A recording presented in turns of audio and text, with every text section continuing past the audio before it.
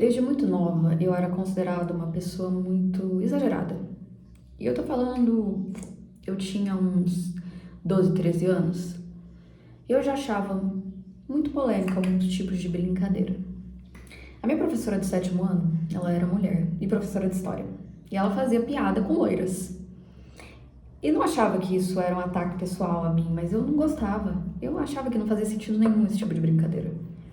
Mas eu era exagerada. As pessoas falavam, você tá pegando pesado, não tem nada a ver isso que você tá falando.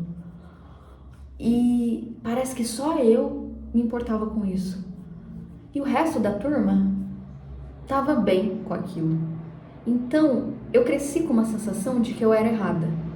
Porque eu tava exagerando, sabe? As pessoas estavam sempre me dizendo que eu exagerava.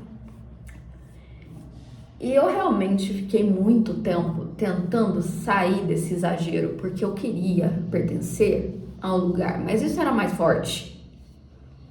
Isso com certeza foi mais forte que eu e que a minha necessidade de caber em lugares que não eram para mim e sustentar relações que não faziam sentido.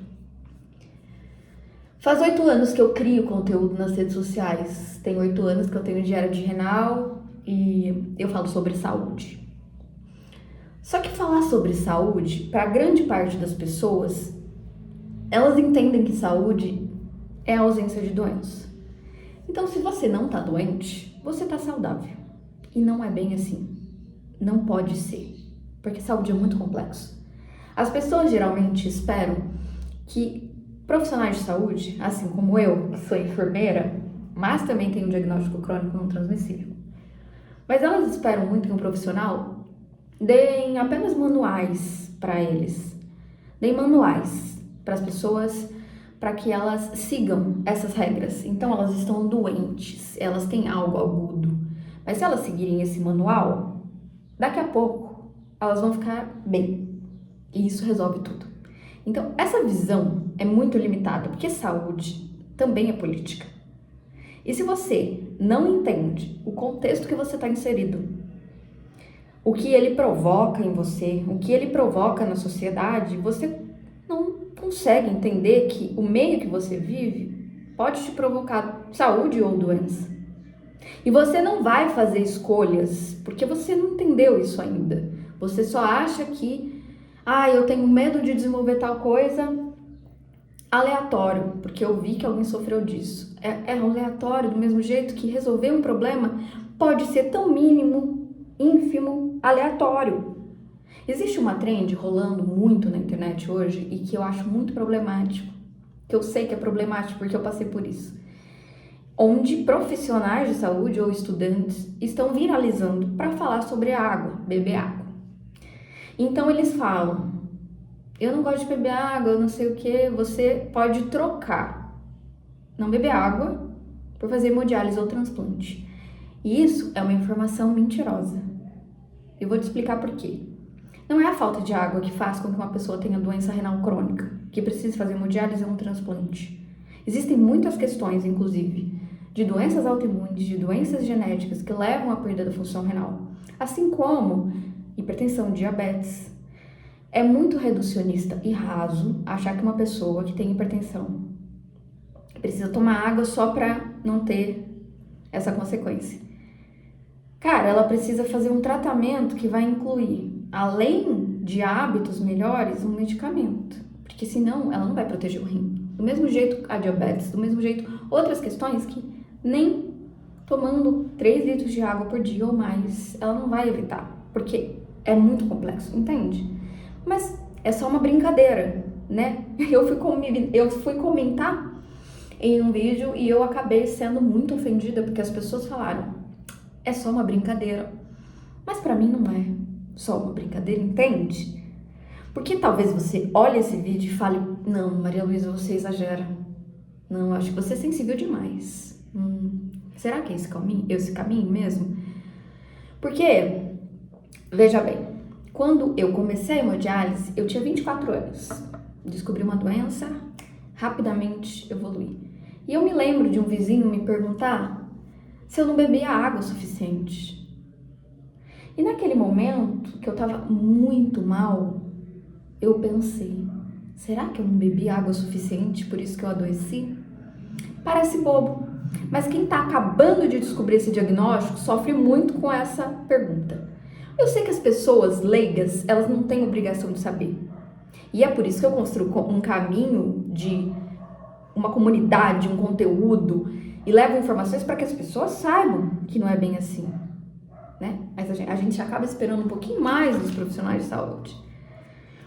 Mas, ainda assim, pessoas leigas não têm obrigação de saber. Tudo bem. Só que quando você está na hemodiálise e você não tem acesso a essas informações, alguém chega para você e fala isso, e talvez isso vá te afetar de uma maneira que traga culpa e te deprima. Mas é só uma brincadeira. Entende isso? Eu acabei de ver um vídeo de uma comunicadora social trazendo reflexões sobre as bets. E ela trouxe 2 vídeos de duas personagens aí que são famosas e que não acham problema em divulgar bet. Bom, a gente tá falando de jogos, né? Que podem sim ocasionar problemas para a pessoa, para a família, por causa do vício, por causa de N questões. As pessoas estão com problemas financeiros por causa de um sistema que não condiciona saúde. Saúde, quando a gente fala de saúde, é trabalho digno, é moradia, lazer, promoção de saúde. Não é só você não ter um diagnóstico. Isso é muito pouco para ser saúde, tá? Saúde é poder ir para um show que você gosta. Na segunda-feira você tem um trabalho digno. Mas no fim de semana você fica com a sua família. Isso também é saúde, entende? Então, isso afeta demais e pode trazer consequências muito prejudiciais para as famílias. Mas essas pessoas que divulgam não são as pessoas que consomem. Elas são as que ganham dinheiro por divulgar. Mas elas acham que não tem problema. Afinal, não é nada demais. Quem é o culpado é quem se utiliza desse jogo. Veja bem, comece a pensar. Então, para você trabalhar com comunicação, e hoje qualquer pessoa pode criar conteúdo, mas você devia ter um pouquinho mais de bom senso.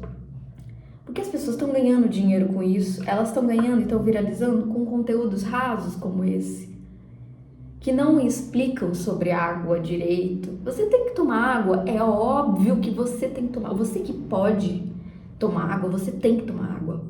Porque pessoas em hemodiálise, não sei se você sabe, elas não podem, elas têm uma restrição hídrica e uma quantidade diária para poder consumir, tá?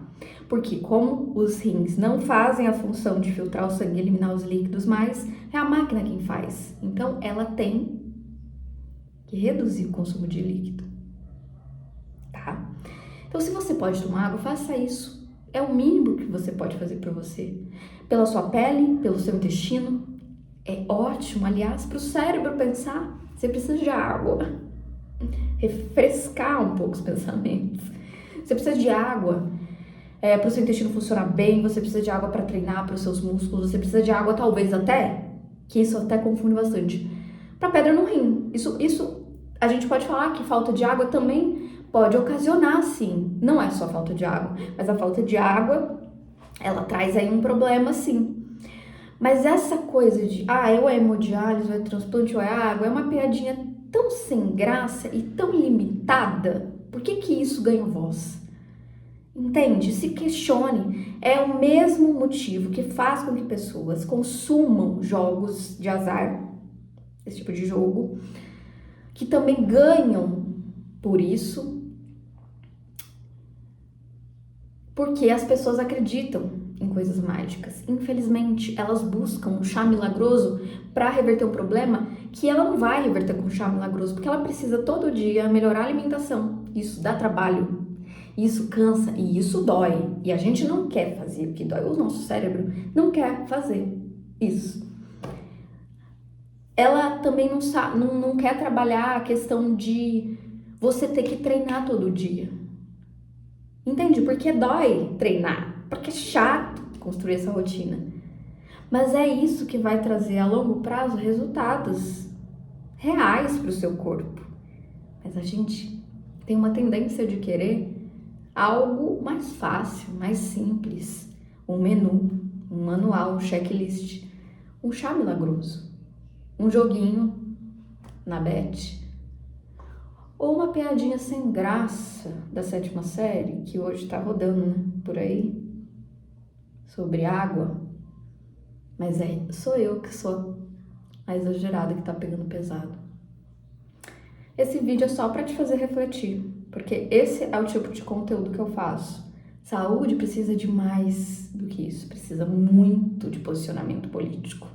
Para você entender quem você é, onde você está localizado, qual é o contexto. Você precisa lutar pelo seu contexto social. O precisa sair, você precisa se questionar sobre isso. Quem está produzindo saúde? Entende? E essas pessoas que eu escolhi para estar lá, elas estão me ajudando a produzir saúde? Sabe? Pense nisso.